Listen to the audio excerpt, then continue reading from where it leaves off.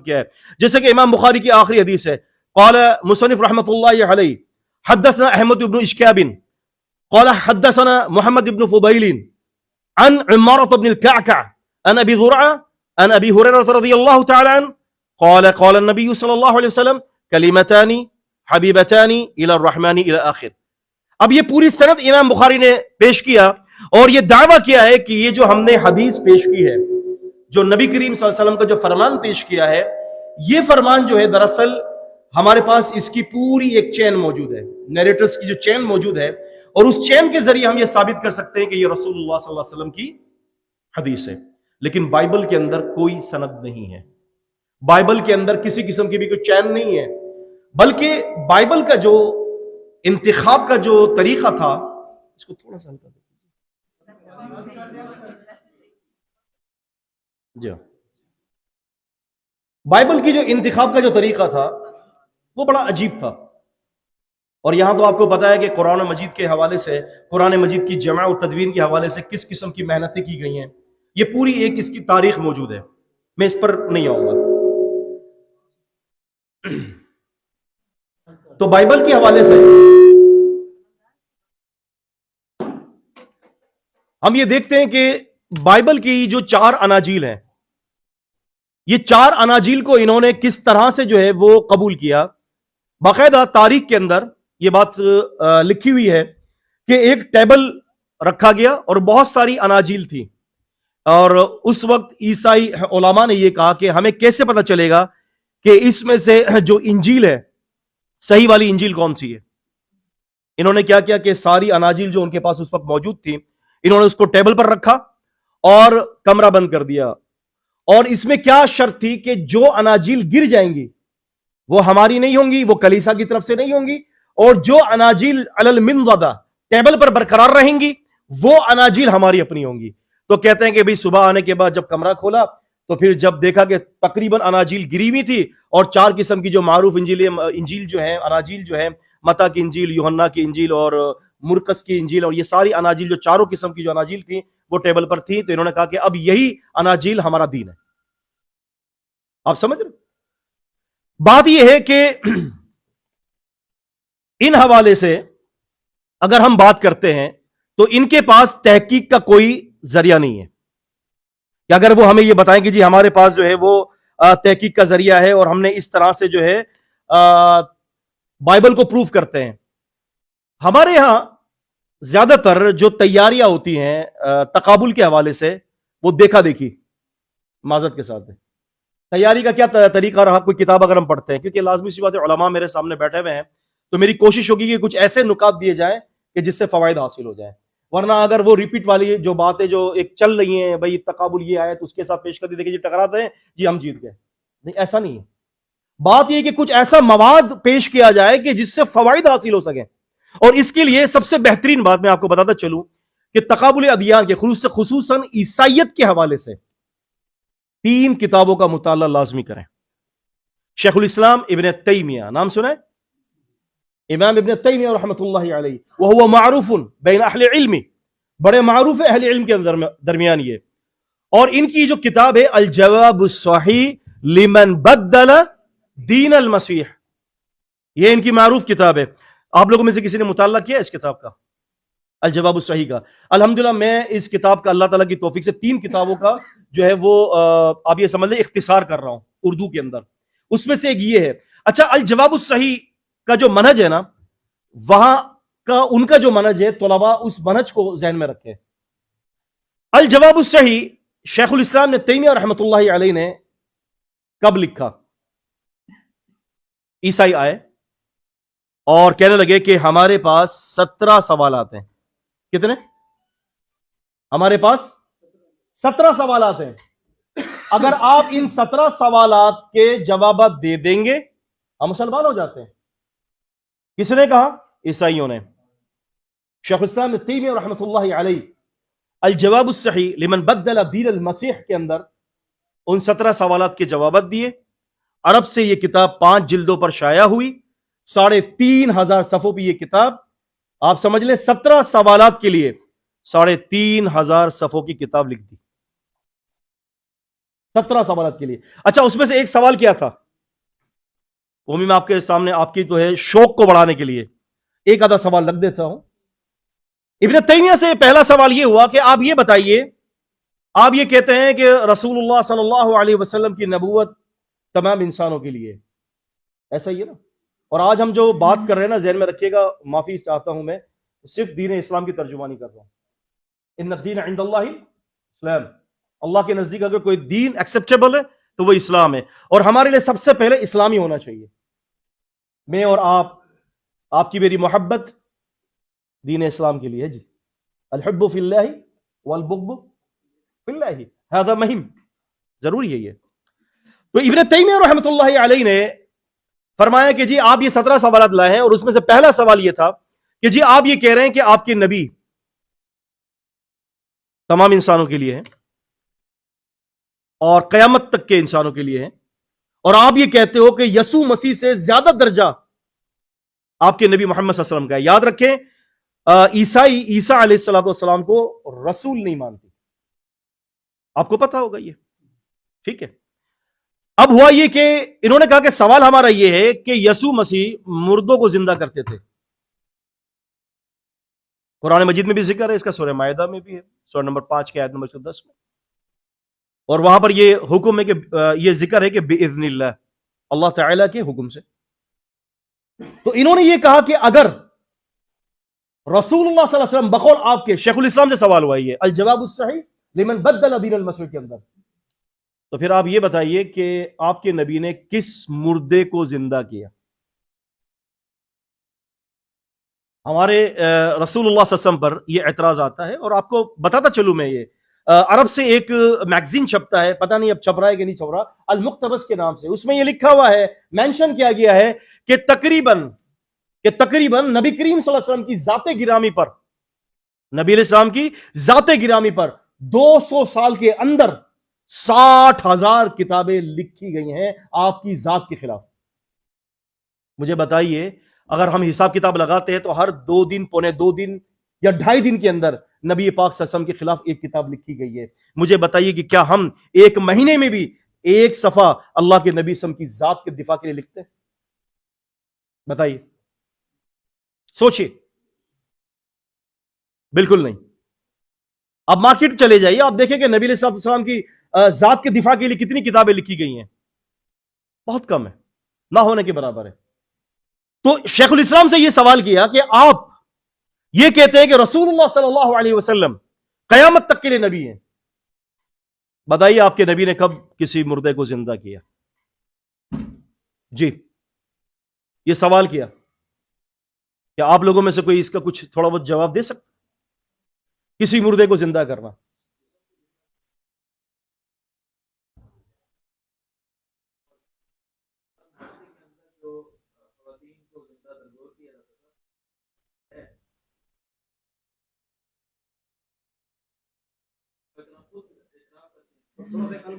کیا عیسیٰ علیہ السلام نے روح کو زندہ نہیں کیا تھا؟ کیا عیسیٰ علیہ السلام کا یہ منصب نہیں تھا؟ کیا صرف نبی پاک کا منصب تھا؟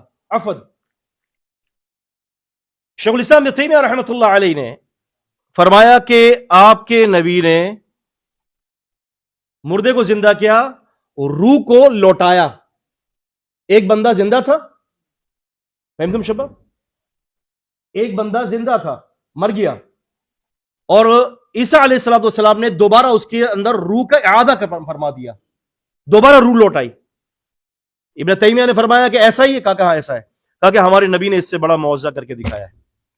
پوچھا کیسے؟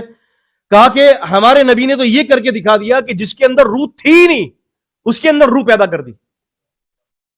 امام بخاری رحمۃ اللہ علیہ نے صحیح بخاری میں, اسی طرح سے امام دارمی رحمۃ اللہ علیہ نے اپنی سنن دارمی کے اندر, اور اسی طرح سے امام احمد ابن حنبل رحمۃ اللہ علیہ مسند امام احمد بن حنبل کے اندر, اور اسی طرح سے جو ہے وہ امام سیوطی رحمۃ اللہ علیہ الخصائص الکبریٰ میں ذکر فرماتے ہیں, رسول اللہ صلی اللہ علیہ وسلم جب آپ کے پاس ممبر نہیں تھا تو آپ صلی اللہ علیہ وسلم ایک کھجور کے تنے پر سہارا لے کر خطبہ ارشاد فرمایا کرتے تھے. کہتے ہیں کہ رسول اللہ صلی اللہ علیہ وسلم نے جب اس پر ہاتھ رکھا, اور جب آپ کے لیے ممبر بنا دیا گیا تو آپ نے اس کے اوپر ہاتھ رکھا, تو وہ ممبر رسول اللہ صلی اللہ علیہ وسلم کی جدائی برداشت نہ کر سکا, اور حدیث میں آتا ہے کہ وہ ممبر اس طرح سے رونے لگ گیا جس طرح سے کوئی اونٹنی روتی ہے. اللہ کے نبی صلی اللہ علیہ وسلم نے اس کو چمٹایا اور آپ نے فرمایا اگر میں ایسا نہ کرتا تو میری جدائی کی وجہ سے یہ قیامت تک روتا رہتا. آپ اندازہ کیجئے کہ ابن تیمیہ نے یہ فرمایا کہ یہ دیکھو، یہ میں آپ کو بتا رہا ہوں کہ ہمارے نبی نے اس کھجور کے ایک تنے کے اندر جس میں روح نہیں تھی ہاتھ لگایا، روح پیدا ہو گئی. تو شیخ الاسلام نے فرمایا کہ بتاؤ اب تمہارا جو جواب جو تھا وہ کہاں چلا گیا، تمہارا سوال کہاں چلا گیا. اب کمال کی بات یہ ہے کہ ابن تیمیہ کا منہج، اگر کسی کو اس مسئلے کے اوپر تخصص کرنا ہو، میں آپ کو بتا رہا ہوں ابن تیمیہ کا منہج کیا ہے. ہمارے یہ ہوتا ہے کہ مثال کے طور پر کوئی مسئلہ بیان کیا جاتا ہے، کوئی اعتراض بیان کیا جاتا ہے، تو ہم اعتراض کو لکھ لیتے ہیں اور اس کا کوشش کرتے ہیں کہ 2-4 لائنوں میں، 6 لائنوں میں، ایک آدھے صفحے کے اندر جواب دے دیتے ہیں. لیکن ابن تیمیہ نے ایسا نہیں کیا. شیخ الاسلام نے تیمیہ رحمۃ اللہ علیہ کا تقابل کا طریقہ یہ تھا، سب سے پہلے ابن تیمیہ یہ پوچھتے تھے کہ جب تم کوئی بات بتا رہے ہو، جب تم بائبل سے کوئی بات ثابت کر رہے ہو، تو پہلے تو یہ بتاؤ کہ تمہارے پاس کن ذرائعوں سے یہ بات ثابت ہے، ذرائع بتاؤ. پھر ابن تیمیہ رحمۃ اللہ علیہ فرماتے ہیں کہ اچھا چلو ٹھیک ہے، تمہارا یہ سوال ہوا، جیسے کہ ابھی ہم نے بات کی ایک مسئلے پر، انہوں نے کہا کہ اس کا جواب اس طرح سے بھی ہے. پھر کہتے ہیں کہ بائبل کے اندر بھی اس کا جواب ہے. پھر کہتے ہیں کہ اگر تم اس جواب کو دیکھو تو اس ایک جواب کو 15 شکلوں کے اندر تبدیل کر سکتے ہو. پھر ان 15 شکلوں پر بات کرتے تو اس 15 شکلوں کے اندر تقریباً 26 انواع اور لاتے ہیں کہ اس کو اور جھوٹ سے بھی اس کو دیکھا جا سکتا ہے.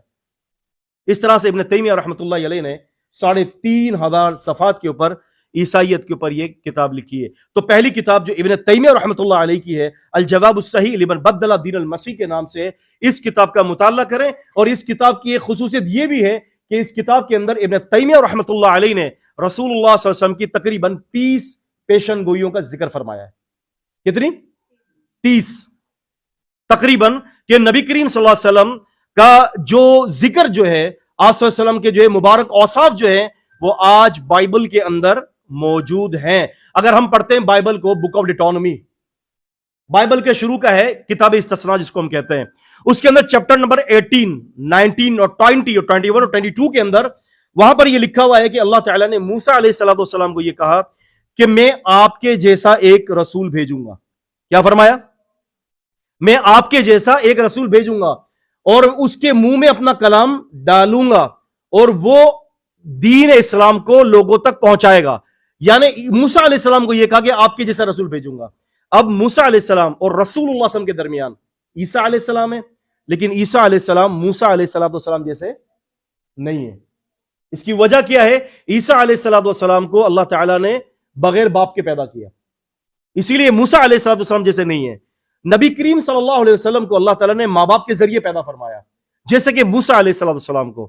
موسیٰ علیہ السلام نے اللہ تعالیٰ کی شریعت کو زمین پر نافذ کیا، جبکہ عیسیٰ علیہ السلام گاسپل آف جان کے اندر لکھتے ہیں کہ عیسیٰ علیہ السلام کہتے ہیں کہ this world is not my kingdom, کہ میں زمین پر دین نافذ کرنے کے لیے نہیں آیا اور نہ ہی میں نافذ کر سکتا ہوں، بلکہ انہوں نے زمین کے اوپر کسی ایک قانون کو نافذ نہیں کر سکے اکارڈنگ ٹو بائبل، اگر ببلیکل پوائنٹ آف ویو سے ہم دیکھیں تو. اور پھر یہ ایک الگ مسئلہ ہے کہ پھر ان کے ساتھ کیا سازش چلی. تو لہٰذا موسیٰ علیہ السلام کے حوالے سے یہ ذکر موجود ہے بائبل کے اندر کہ موسیٰ علیہ السلام کو کہا گیا کہ میں ایک نبی بھیجوں گا جو آپ کے جیسا ہوگا. اچھا، اس نبی کی ایک خصوصیت اسی بک آف ڈیٹانومی کے اندر موجود ہے کہ وہ نبی اگر اپنی طرف سے کوئی بات کہے گا، ہمارے ذمے اللہ تعالیٰ کہتے ہیں، تو وہ نبی جو ہے جھوٹا ہوگا. وہ نبی کیا ہوگا؟ جھوٹا ہوگا. اور اگر اس نبی نے اپنی طرف سے کوئی بات کہہ دی تو اس نبی کو قتل کیا جائے. یہ باقاعدہ بائبل کے اندر موجود ہے. اب عیسائی علماء نے یہ دیکھا کہ جی رسول اللہ صلی اللہ علیہ وسلم پر یہ فقرہ صادر آتا ہے، رسول اللہ صلی اللہ علیہ وسلم پر یہ بشارت پوری اترتی ہے اور اللہ کے رسول صلی اللہ علیہ وسلم کو قتل نہیں کیا گیا. ٹھیک ہے، انہوں نے کہا کہ بھی مسلمان علماء کی طرف سے یہ ہمارے حوالے سے یہ بات آتی ہے کہ جی بائبل کے اس فقرے پر تو رسول اللہ صلی اللہ علیہ وسلم پورے اترتے ہیں. انہوں نے کیا کیا کہ اس فقرے کو تبدیل کر دیا، قتل کیا جائے کی جگہ پر جو ہے وہ مر جائے کے الفاظ کر دیے، بائبل کے اندر تحریف کر دی. اور اس طرح سے یہ تحریف کے ایک بہت بڑے مجرم ہیں. عیسائی علماء تحریف کے بہت بڑے مجرم ہیں. اپروکسیمیٹلی انہوں نے تقریباً ہزاروں تحریفات کی ہیں بائبل کے اندر. آپ نے نام سنا ہوگا ان کو، ڈاکٹر حمید اللہ رحمۃ اللہ علیہ. غالباً ڈاکٹر صاحب یہ فرما رہے تھے کہ یہاں بھی تشریف لائے تھے لیکچر کے لیے، بہت پرانی بات ہے یہ. تو فقراتی فی کتبی، میں نے انہی کی کتاب کے اندر جو ہے یہ پڑھا ہے، اور خصوصاً خطبات بھاولپوری پیج نمبر 16 کے اندر، الحمدللہ میں آپ کو پیج نمبر بھی بتا رہا ہوں، اور یہ بھی ذہن میں رکھیے گا کہ میں حوالے بھی دے رہا ہوں، یعنی ہوا میں تیر نہیں پھینک رہا، ریفرنسز کے ساتھ بات کر رہا ہوں آپ سے۔ خطبات بھاولپور کے اندر صفحہ نمبر 16 میں یہ کہتے ہیں کہ ایسا ہوا، ڈاکٹر صاحب کہتے ہیں رحمت اللہ علیہ، اللہ تعالیٰ ان پر اپنی رحمتیں برسائے، انہوں نے علوم حدیث کے اندر بہت کام کیا ہے، بہت کام کیا ہے، اللہ تعالیٰ ان سے راضی ہو جی۔ تو یہ کہتے ہیں کہ ایسا ہوا کہ جرمن کے اندر کسی یونیورسٹی کے اندر ایک پروگرام طے پایا، اور اس میں یہ پروگرام یہ تھا کہ قرآن مجید کے نبی کریم صلی اللہ علیہ وسلم کے نہیں تو صحابہ کرام کے زمانے سے نسخوں کو جمع کیا جائے، اور تقریباً 1000 سال پرانے نسخے اور 1000 سال کے بعد تک کے نسخے، ان کو جمع کر کے آپس میں تقابل کیا جائے کہ قرآن مجید کے اندر کس کس جگہ پر کن کن آیات کے اندر تحریف ہوئی ہے۔ انہوں نے اس کے لیے تقریباً قرآن مجید کے قدیم اور جدید، پرانے نئے سارے نسخے، حتیٰ کہ مخطوطات، مینوسکرپٹس وغیرہ جو تھے، اور مختلف لائبریریوں سے اور مختلف جگہوں سے انہوں نے وہ قرآن مجید کے پرانے قدیم نسخے اٹھائے، اور تقریباً سالوں سال محنت کی، 42,000 نسخے جمع کیے۔ کتنے؟ یہ میں نہیں کہہ رہا، من قال هذا ڈاکٹر حمید اللہ رحمہ اللہ۔ تو انہوں نے یہ بات کہی۔ اب ہوا یہ کہ جب انہوں نے کہا کہ اتنی ساری محنت کے بعد، ارک ریزی کے بعد، محنت شاقہ کے بعد، کہتے کہ جب انہوں نے جمع کیا تو سارے نسخوں میں، 42,000 نسخوں میں صرف 2 جگہ پر غلطی نکلی، اور وہ بھی انہوں نے مینشن کر دیا کہ یہ غلطی کسی کاتب سے ہوئی ہے، قرآن کی اصلی نسخوں میں کوئی غلطی نہیں ہے، یعنی 42,000 کے 42,000 نسخے تمام غلطیوں سے پاک تھے۔ اِنَّا نَحْنُ نَزَّلْنَا الذِّكْرَ وَإِنَّا لَهُ لَحَافِظُونَ، ہم نے اتارا ہے اس دین کو، اور اس کی حفاظت کی ذمہ داری بھی ہمارے اوپر ہے۔ اور میں یہاں پر آپ کو ایک بڑی زبردست اور عمدہ بات بتاتا چلوں، انشاءاللہ تعالی اس کے ذریعے مجھے بھی اور آپ کو بھی اور امت کو اللہ تعالیٰ فائدہ پہنچائے گا۔ دیکھیں، قرآن مجید کی حفاظت انہوں نے بتایا کہ ایسے ہوا۔ آپ کو پتا ہے حدیث کی حفاظت بھی ایسے ہی اللہ تعالیٰ کر رہے ہیں، پتا ہے آپ کو؟ ہمارے یہاں تو بہت زیادہ پرابلمس ہوتی ہے نا، کریٹ ہو جاتی ہیں، یار یہ حدیث کہاں سے لائے ہو؟ نہیں جی، ہم حدیث کو نہیں مانتے، ہم تو پہلے قرآن کو مانیں گے۔ نہیں، ہم حدیث کو نہیں مانتے، حدیث تو بعد میں لکھی گئی ہیں۔ یہ مختلف قسم کی آبجیکشنز جو ہے وہ احادیث کے خلاف جو ہے وہ پھیلائے جاتے ہیں۔ دیکھیں، جس طرح سے قرآن مجید محفوظ ہے بعین، کوئی فرق نہیں ہے، سنت کو بھی، حدیث کو بھی اللہ تعالیٰ نے محفوظ کیا ہے۔ میں اس کی ایک چھوٹی سی نظیر ڈاکٹر حمید اللہ رحمۃ اللہ علیہ سے دے دیتا ہوں آپ کو، کہیں اور نہیں جا رہا۔ سب سے بڑے صحابی یعنی حدیثوں کو حفظ کرنے میں کون؟ سیدنا ابو ہریرہ رضی اللہ تعالیٰ عنہ۔ حافظ ذہبی رحمۃ اللہ علیہ سیر اعلام النبلہ، یہ کتاب بڑی کتاب ہے، 24 والیومز ہیں اس کے، اور اس کی جلد نمبر 5 کے اندر صفحہ نمبر 5 سے لے کر 17 تک ابو ہریرہ رضی اللہ تعالیٰ عنہ کے بارے میں گفتگو کرتے ہیں، اور کہتے ہیں کہ 7 ہجری میں مسلمان ہوئے، اور 7 ہجری میں مسلمان ہونے کے بعد نبی کریم صلی اللہ علیہ وسلم کے پاس آخری وقت تک رہے 3.25 سال کا عرصہ، 3.5 سال کا عرصہ۔ کہتے ہیں کہ اس دوران 5,374 حدیثوں کو حفظ کیا ہے۔ کتنی دہرائیں گے؟ 5,374۔ اور پھر ان سے جو روایت کرنے والے جو لوگ ہیں وہ 800 کی تعداد میں۔ ہوا یہ تھا نبی پاک صلی اللہ علیہ وسلم کی وفات کے بعد انہوں نے ایک نسخہ اپنے شاگرد کو، حمام بن منبہ رحمۃ اللہ علیہ، امام بخاری کے مرکزی راویوں میں سے ہے، ان کو لکھوایا، اور وہ تقریباً کتنی حدیثیں تھیں؟ 150 کے قریب، 150 کے قریب وہ احادیث تھیں۔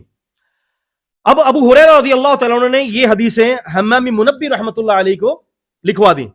حمام بن منبہ رحمۃ اللہ علیہ نے جب ان حدیث کو قلم بند کیا تو اتفاقی طور پر وہ مسودہ گم ہو گیا۔ کوئی بات نہیں، یاد ہو گئی، حافظہ قوی تھا۔ ہمارے یہاں تو جو ہے نا ایک ایک کتاب کو جو ہے نا 10 دفعہ پڑھا جاتا ہے اور ایک صفحہ بھی یاد نہیں ہوتا۔ اس کے بھی اسباب ہیں، امام شافعی نے اس کے بھی اسباب بتائے کہ آپ کو یاد کیوں نہیں رہتا مسئلہ۔ ضرور کوئی مسئلہ ہے، کہتے ہیں کہ آپ کے مسئلے کو حل کروں گا۔ خیر، یہ مجلس اس وقت یہ زیادہ مناسب نہیں ہوگا کہ میں اس پر بات کروں، ورنہ علوم حدیث کا تو اس میں یہ کہ ہر مسئلے پر بات کریں گے تو پھر آگے سے آگے نکلتے چلے جائیں گے۔ ہم چھوٹی سی گلی میں نکلیں گے تو آگے جا کے علوم حدیث کا پورا سمندر بہ رہا ہے، الحمدللہ۔ تو ہوا یہ کہ انہوں نے اس کو حفظ کیا. حفظ کرنے کے بعد اپنے شاگرد عروہ بن راشد رحمۃ اللہ علیہ کو وہ حدیث یاد کروا دی. عروہ بن راشد رحمۃ اللہ علیہ نے حدیثوں کو یاد کرنے کے بعد اپنے شاگرد امام عبد الرزاق, امام عبد الرزاق بن ہوا, کون ہے وہ پتہ ہے؟ مصنف, مصنف نہیں مصنف, المصنف, دو المصنف ہیں, المصنف ابن ابی شیبہ اور المصنف عبد الرزاق رحمہم اللہ تعالی رحمتا کثیرہ. تو انہوں نے ان حدیثوں کو یاد کیا اور اپنے شاگرد امام احمد بن حنبل رحمۃ اللہ علیہ ان کو یہ حدیثیں پہنچا دی. مسند امام احمد, الموسوعۃ الحدیثیہ, انسائکلوپیڈیا آف حدیث, آپ نے کبھی دیکھا ہے اس کتاب کو؟ آپ کو پتہ ہے یہ موسوعۃ الرسالہ کی طرف سے جو ہے یہ کتاب جو ہے تقریباً 53 والیومز کے اندر یہ کتاب شائع ہوئی ہے, محقق نسخہ ہے. الحمدللہ هذا الكتاب موجود لدی الحمدللہ بفضل اللہ تعالی. تو آپ یہ دیکھیں کہ اس کے اندر 30,000 حدیثیں ہیں, اور اس حدیثوں کی کتابوں کے اندر ان ابی ہریرہ, ٹھیک ہے, ان حمام بن منبی, ان عروہ بن راشد, پھر اس کے بعد امام عبد الرزاق, پھر اس کے بعد امام احمد بن حنبل, 5 واسطوں سے یہ حدیث سینہ بسینہ 317 ہجری کے اندر مسند احمد کے اندر پہنچی ہے. ڈاکٹر حمید اللہ کہتے ہیں کہ میں جرمن کی لائبریری میں بیٹھا ہوا تھا, اب یہ سنیے گا, کہتے ہیں کہ میں نا اس کمرے میں گیا کہ جہاں مخطوطات تھے, تو کہتے ہیں کہ میں نے مخطوطات کو تلاش کیا, تو اچانک جو میں نے ایک الماری کھولی تو وہاں پر دی اولڈسٹ کلیکشن آف حدیث, سب سے پرانا مجموعہ حدیث کا, حمام بن منبی رحمۃ اللہ علیہ, کہتے ہیں مجھے مل گیا. ہاں واللہ اگر آپ یقین مانیں, اگر مخطوطہ کہیں مل جاتا ہے نا تو میرے جیسے جو طالب علم ہوتے ہیں نا ان کی تو عیدیں ہو جاتی ہیں, عید ہو جاتی ہے, مخطوطہ مل گیا. اب ان کو یہ مخطوطہ مل گیا اور ان کی تو کبھی سوچ میں بھی نہیں ہوگا یار جو مخطوطہ 50 سے 58 ہجری میں گم ہوا وہ آج مجھے مل رہا ہے, امیزنگ, مجھے مل رہا ہے, کسی اور کو نہیں ملا. انہوں نے اس مخطوطے کو نکالا اور اس کی کاپیز کروائی, اور 317 ہجری تک جو سینہ بسینہ روایات چلی ہیں, سند یاد ہو گئی. ابو ہریرہ رضی اللہ عنہ, ان کے بعد حمام بن منبی, ان کے بعد عروہ بن راشد, ان کے بعد امام عبد الرزاق, اور ان کے بعد امام احمد بن حنبل رحمہم اللہ. اب تو دیکھیں نا, بائبل کی طرح اگر اس کا بھی یہی حال ہوتا حدیث کا تو پھر اس وقت 316 ہجری کے اندر تو کیا سے کیا حال ہو جاتا حدیث کا. لیکن ڈاکٹر حمید اللہ کہتے ہیں کہ کمال کی بات یہ ہے کہ میں نے اس نسخے کو جو حافظے کی بنا پر آگے بڑھا اس کو میں نے اصل نسخے کے ساتھ میچ کیا, تو کہنے لگے کمال کی بات یہ ہے حدیث تو حدیث کے کسی لفظ کے اندر فرق نہیں تھا. اور بائبل کے اندر یہ دکھا دیں. اچھا ڈاکٹر حمید اللہ نے بائبل کے بارے میں, قرآن مجید کے بارے میں تو بتا دیا, لیکن ایک واقعہ میں آپ کو وہ بتاتا ہوں جس کو ذکر ڈاکٹر حمید اللہ نے نہیں کیا, بلکہ یہ واقعہ ذکر کیا ہے. ڈاکٹر صاحب آپ کی میز پر میں نے کتاب دیکھی تھی رشد کے نام سے, سلسلہ قرات, ڈاکٹر عبد الرحمن مدنی حفظ اللہ کی, ٹھیک ہے, اس کے اندر ایک واقعہ ہے جو اس وقت فائدے سے خالی نہیں ہے. آپ کی وہ کتاب دیکھی, مجھے وہ واقعہ اسی وقت یاد آ گیا, میں نے کہا چلیں آج موقع اچھا ہے.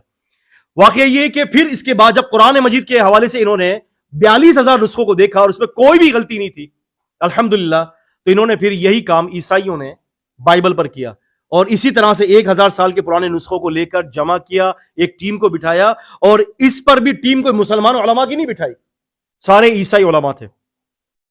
42,000 نسخوں کو جمع کیا, اور نسخوں کو جمع کرنے کے بعد آخری میں جو رزلٹ آیا ہے وہ یہ آیا ہے کہ تقریباً بائبل کے 42,000 نسخوں میں 2 لاکھ غلطیاں ہیں.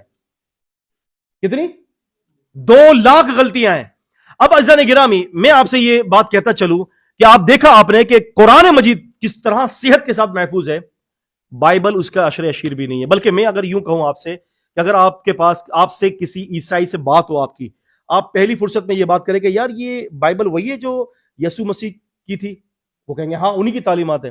ان سے یہ کہیں کہ زیادہ کچھ بات نہیں, متن کے اوپر تو آئے ہی نہیں, آپ اس کے متن پر آپ نے بات ہی نہیں کرنی, کہیں ثابت کر دیں اس کی کس طرح سے ہے, یہ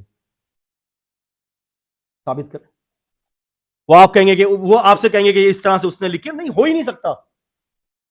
اور پھر یسوع مسیح کی جو زندگی ہے وہ کتنی محدود بیان کی گئی ہے. اگر آپ برٹانیکا انسائکلوپیڈیا پڑھیں, اس کا والیوم نمبر جو ہے وہ 17 ہے, اور سرخی بائبل کے نام سے لگی ہوئی ہے, باب قائم کیا گیا ہے. اس میں انہوں نے یہ کہا کہ یسوع مسیح کی زندگی پر محنت کرنا چھوڑ دینا چاہیے. اس کی وجہ یہ ہے کہ ان کی زندگی کے ہمارے پاس 50 دنوں سے زیادہ دن محفوظ نہیں ہے. لیجئے برٹانیکا انسائکلوپیڈیا کے اندر. اب آپ کیا کریں گے؟ اب بتائیے, کیا رسول اللہ صلی اللہ علیہ وسلم کی زندگی کے ساتھ ایسا معاملہ ہے؟ آپ کا تو لیل والنہار جمیعاً سب کا سب ہمارے سامنے موجود ہے, ایک ایک چیز موجود ہے. اب میں یہاں پر آپ کو ایک بڑی عجیب بات بتاتا چلوں, بس 2 باتیں کہوں گا میں, اور ہے ٹائم آپ لوگوں کے پاس 2 باتوں کے لیے, تاکہ میں بات کو مکمل کر لوں, ورنہ انا موجود انشاءاللہ عندکم لباسا. اچھا, گزارش یہ تھی کہ اب اگر کوئی شخص یہ دعویٰ کرتا ہے, دنیا کے کوئی بھی مذہب لے لیں آپ, چاہے وہ سکھزم ہو, گرو نانک جی, ہندوؤں کی کتابیں ہوں, رگ وید, یجور سام وید, اتھرا وید, مہا بھارت, اپنشد, اور جو یہ آخر جتنی بھی ان کی پرانی اور سابقہ اور لاحقہ جو بھی کتابیں, وہ کتابیں لے لیں. اس طرح سے جو ہے آپ بدھ مذہب کی کتابیں لے لیں, عیسائیوں کی لے لیں, یہودیوں کی لے لیں, اور مسلمانوں کی کتابیں لے لیں آپ. اس میں 5 باتیں میں آپ کو 5 نقطے بتاتا ہوں کہ ان کا یہ کہنا ہے کہ یسوع مسیح, عیسائی کا یہ کہنا ہے کہ یسوع مسیح جو ہے نا وہ تمام انسانوں کے لیے ان کی ہدایت ہے, اور اس کا یہ حوالہ بھی بائبل سے دیتے ہیں. اور میتھیو کی انجیل ہے, یعنی گاسپل آف میتھیو, متا, اس کے اندر چیپٹر نمبر 18 ہے اور فقرہ نمبر 28. اس میں یہ مینشن ہے کہ عیسیٰ علیہ السلام کو جب سولی پر چڑھا دیا گیا تھا, اس کے بارے میں بھی بائبل کے متعارض بیانات ہیں. اور جب ان کو اٹھایا گیا تو جو حواری تھے وہ شک میں پڑ گئے کہ یار یہ کون ہے یہ بندہ. وہ انگوٹھا پکڑ رہے ہیں بائبل کے حوالے سے نا, وہ انگوٹھا پکڑے, شک. اس میں یہ کہ بائبل میں لکھا ہوا ہے کہ عیسیٰ علیہ السلام کے حواریوں نے عیسیٰ علیہ السلام پر شک کیا, اور اس میں یہ لکھا ہوا ہے کہ پھر عیسیٰ علیہ السلام نے کہا کہ اب تم جاؤ, ایک کام کرو کہ غیر نبیوں کی طرف چلے جاؤ, غیر قوموں کی طرف جاؤ, بنی اسرائیل کی طرف مت جانا, اب تم ساری دنیا میں جاؤ اور اپنے اپنے شاگرد بناؤ.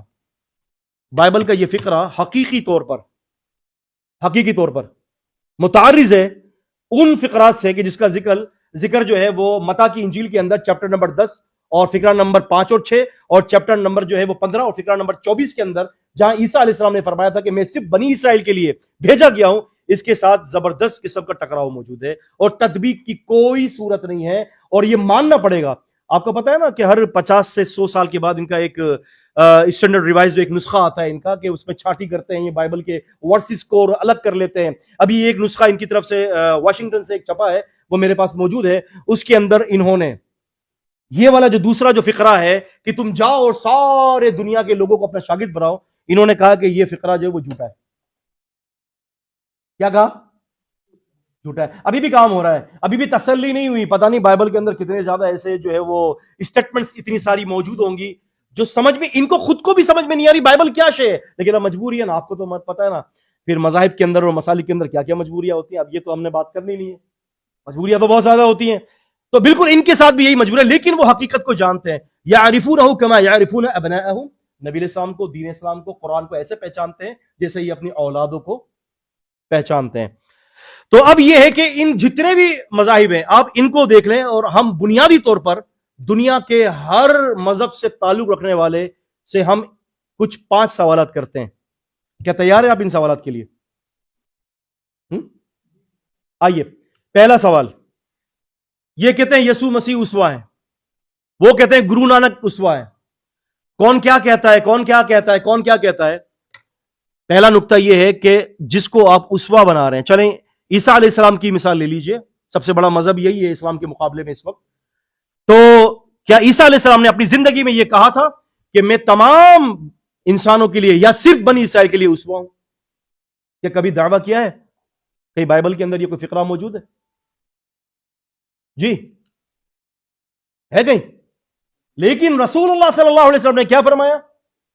آپ نے اپنے اسوے کے بارے میں کیا فرمایا؟ اللہ تعالیٰ نے سورہ احزاب سورہ 33 کی آیت نمبر 21 کیا فرمایا؟ لقد كان لكم فی رسول اللہ اسوۃ حسنہ، نبی علیہ السلام کی زندگی میں تمہارے لیے بہترین اسوہ ہے. تو پہلا پوائنٹ یہ ہو گیا. آپ نے ان سے بات کرنے کی بھائی چلو یہ بتا دو یسوع مسیح نے کب اپنی زندگی میں کہا کہ میں تمہارے لیے آئیڈیل ہوں، میں تمہارے لیے اسوہ ہوں، مجھے دیکھتے ہوئے زندگی بسر کرو. جب انہوں نے کہا نہیں تو تم نے کیوں بنایا؟ ہمارے نبی صلی اللہ علیہ وسلم کے بارے میں قرآن مجید نے سورہ احزاب سورہ 33 کی آیت نمبر 21 میں فرمایا لقد کان لکم فی رسول اللہ اسوۃ حسنہ. نعم. دوسرا نقطہ یہ ہے جس اسوے پر بات ہو رہی ہے وہ اسوہ محفوظ ہونا چاہیے. اس کے اوپر بھی پورا لیکچر ہے، ایک ایک پوائنٹ کے اوپر اچھا خاصا وقت ہو جائے گا. یہی نماز اثر ہم نے پڑھنی پڑے گی پھر اگر ہم اس کے اوپر ڈیٹیل میں جائیں گے تو استیعاب مقصود نہیں ہے. تو دوسری بات یہ کہ اسوہ کیا ہونا چاہیے، کیا بتایا میں نے؟